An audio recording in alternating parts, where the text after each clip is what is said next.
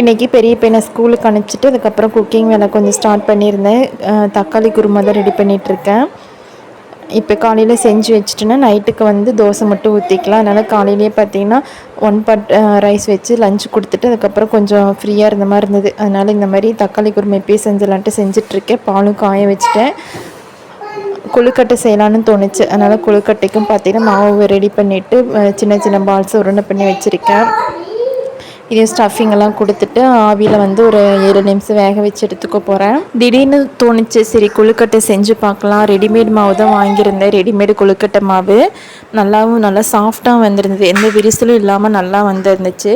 சரி இனிமேல் செய்யலாம். இப்போ இந்த ஃபஸ்ட் டைமே நல்லா செய்யும்போது நல்லா வந்திருக்கு. இனிமேல் செஞ்சிடலான்ட்டு தான் இன்றைக்கி செஞ்சு நல்லா வந்துருந்துச்சு.